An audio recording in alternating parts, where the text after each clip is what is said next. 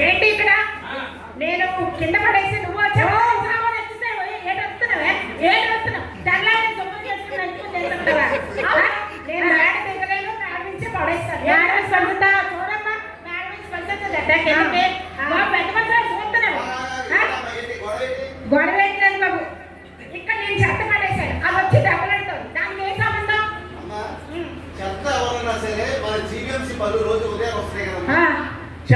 చెత్తమ్మ అనుకుంటూ చెత్తపల్లి ఉదయాన్నే జీవించాలు వస్తున్నాయి లేవు చెప్పండి అమ్మా ముందుకు రామ్మా అందరు కనబడతావా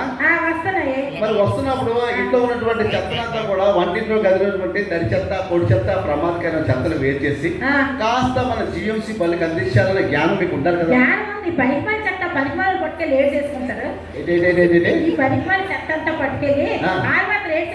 అమ్మా అక్కడ విభజిస్తారమ్మా మన ఇంట్లో ఉన్నటువంటి తడి చెత్త పొడి చెత్తని వేరు చేసి విభజించి మళ్ళీ కూడా రీసైక్లింగ్ చేస్తారు అంటే సైకిల్ తొక్కేస్తారు అబ్బా చంద్రబాబు నాయుడు తొక్కిన సైకిల్ కాదు మామూలు రీసైకిల్ అంటే మరలా కూడా పునరుత్పత్తి పనికి వచ్చే ప్లాస్టిక్ వాడతారు నీకు చెప్పడం ఒకటి మర్చిపోయాను దీన్ని సింగిల్ యూజ్ ప్లాస్టిక్ అంటారమ్మా అంటే తెలుగులో నీకు ఇంగ్లీష్ రాదు కదా ఒకసారికి మాత్రమే వినియోగించు ప్లాస్టిక్ వస్తువులు ఈ పాలిథిన్ కవర్ ఇవన్నీ కూడా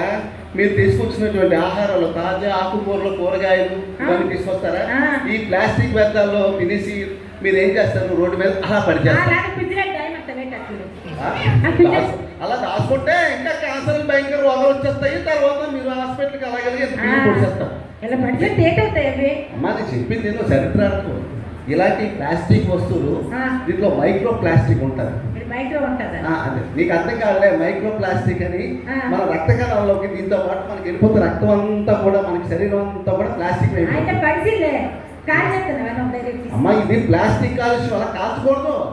ఇది ప్లాస్టిక్ కాలిందనుకో భయంకరమైన క్యాన్సర్ రోగాలు వస్తున్నాయి మరి అదే కాకుండా నువ్వు రోడ్డు మీద అలా వెళ్తా పరిచయం అనుకో బీచ్ రోడ్లో కానీ ఇది భూమిలోని కదలదు మరి సముద్రంలో ఎక్కదు కొన్ని వందల సంవత్సరాలు పడతాయి మరి అంచేత మీరు అందరూ కూడా మన జీఎంసీ డబ్బాలని వేయాలి ఫోనా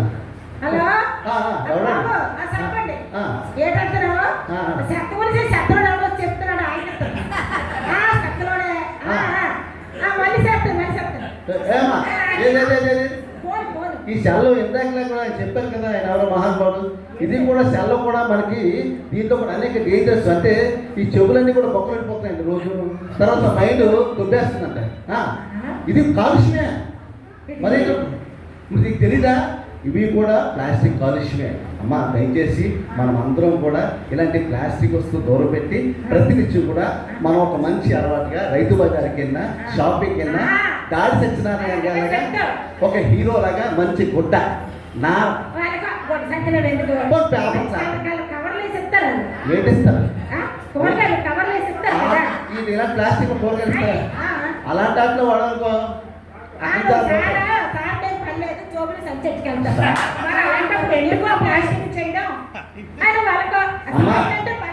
ప్లాస్టిక్ అంటే అన్ని ప్లాస్టిక్లు నిషేధించరమ్మా కుర్చీలు కూడా ప్లాస్టిక్ ఉన్నాయి అది నిషేధించాలంటే ఫ్యాక్టరీ ఉడితే ప్రభుత్వం పడిపోతాయి తెల్లారితే రైతేనమ్మా కంపెనీ మూసారంటే ఒకసారి మూసిరు ముందు మనం బాధ్యతగా ఈ సింగిల్ యూజ్ ప్లాస్టిక్ని మనం అవాయిడ్ చేయాలంటే మనం దాన్ని పారదోయాలి ప్లాస్టిక్ కాలుష్యం అర్థమైందమ్మా అప్పుడే మనం పర్యావరణం కాపాడడం అవుతాం ఈ రోడ్డు మీద ఉంటే మోగజీవులు పశుపక్షాదులు పక్షులు ఇవన్నీ మొక్కలు అలాగా మొక్కే కదా అని పీకేస్తే పీక పోస్తాను జరిగింది తెలియదా అమ్మ మొక్కలు ఈ వయసుకి అయిపోతే మన తాత ముత్తాతలు అందరూ కూడా సహజ వనరులు అడవుల్లో పనిచేసేవారు స్వచ్ఛమైన గాలి నీరు పెంచేవారు అమ్మ ప్రతి ఒక్కరు కూడా మన ఇంట్లో పెరట్లోని కాస్త మొక్కలు పెంచండి అమ్మ తడి చెత్త ద్వారా కూడా మనకి మొక్కలు వస్తాయి చెప్తున్నానమ్మా అందుకే కదా నేను చంద్రబాబు నాయుడు సైకిల్ వేసుకుని ఊరంతా పరిగెట్టిస్తాను రైల్వే ఏ గ్రౌండ్ అంతా దేనికనుకున్న మొక్క నాటిమని వెనక వెళ్ళేరేంటి త్వరలో అవన్నీ కూడా పెద్ద అయిపోతాయి మళ్ళీ గవర్నమెంట్ వచ్చేస్తే కొట్టేస్తారు తర్వాత విషయం మనం మటుకు మన బాధ్యత పెంచాలి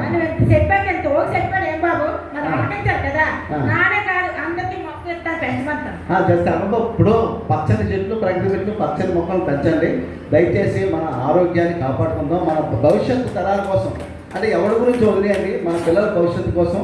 నిన్న కాన్సెప్ట్ ఏంటంటే ప్రపంచ పర్యావరణ దినోత్సవం జూన్ 5వ తారీఖున ఎప్పుడు కూడా సింగిల్ యూజ్ ప్లాస్టిక్ని అవాయిడ్ చేస్తారు. అయితే నిన్నది ఏంటంటే మనకి ప్రకృతి ప్రేరణ, సహజ వనరులు వినియోగించుకోవాలని, వాతావరణం పరీక్షించుకోవాలని, ముఖ్యంగా గాలి వాతావరణం అందరూ కూడా అందాలని కోరుకుంటూ, మరి సరదాగా మాత్రమే అప్పటికప్పుడు అనుకోని ఏదో రమ్మన్నారా